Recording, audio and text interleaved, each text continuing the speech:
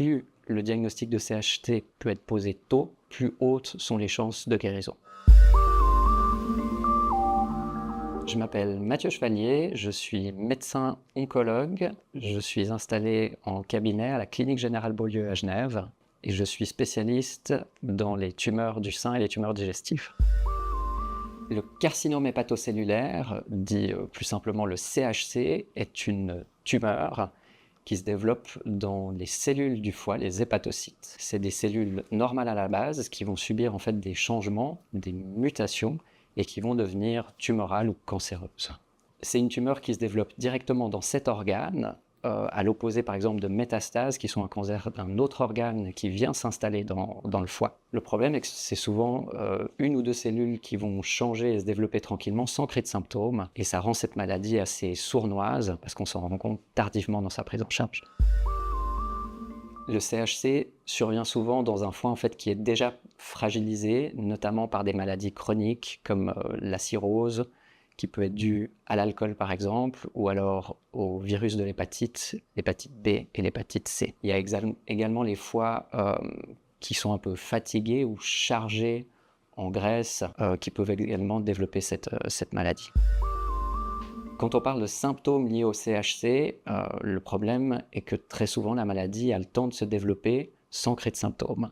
Et on se retrouve avec des cancers qui peuvent être assez grands, assez diffus dans le foie, sans que le patient n'ait jamais ressenti quoi que ce soit. Dans les cas où il y a des symptômes, c'est très souvent des douleurs au foie, plutôt localisées en haut à droite. Sinon, ça peut être un gonflement de l'abdomen, des nausées, un appétit diminué, la jaunisse, où les yeux ou la peau du patient change un petit peu de couleur et se colore justement vers le jaune. Et si c'est une maladie qui avance, ça peut aller jusqu'à de la confusion ou un coma.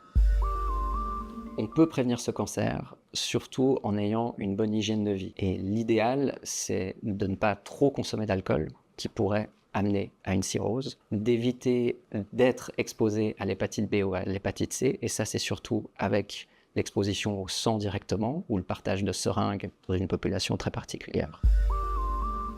Le CHC peut être diagnostiqué à un stade précoce parce qu'on recommande, chez des patients qui sont connus pour une cirrhose, pour une maladie du foie, d'être suivis tous les 6 mois avec une échographie justement de cet organe. C'est dans ces patients-là que le risque de CHC est le plus élevé. Il y a de l'autre côté les patients qui malheureusement n'ont pas eu de suivi ou pas eu de symptômes avant le développement de ce cancer.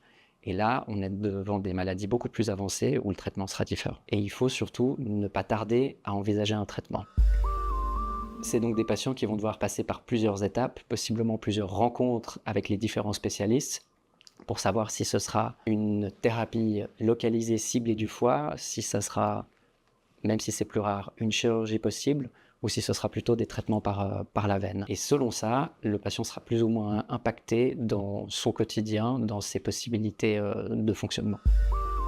J'ai notamment un cas qui me vient en tête, un patient d'une 50aine d'années qui fait peu d'activité physique, qui voit peu son médecin parce qu'il se juge bien, une consommation d'alcool qu'il juge comme raisonnable mais qui, nous, selon les critères, est déjà à risque car elle est quotidienne. Il se rend un jour aux urgences pour des douleurs abdominales, localisées en haut de l'abdomen à droite. On lui fait un certain nombre d'examens où la prise de sang est normale, on trouve rien d'autre de perturbé. Le bilan est complété par des imageries et on découvre une lésion très avancée du foie qui sera biopsiée et qui nous permet de poser le diagnostic justement de carcinome hépatocellulaire. Malheureusement, à ce moment-là, le cancer est trop avancé pour pouvoir envisager simplement sa résection ou l'ablation de cette lésion. Et on a donc débuté un traitement par la veine qui a permis de bloquer les symptômes, bloquer la progression de la maladie et lui offrir une bonne qualité de vie.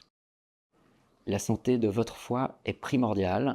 Et c'est souvent des petits changements des habitudes qui vont pouvoir faire toute la différence. Plus le diagnostic de CHT peut être posé tôt, plus hautes sont les chances de guérison.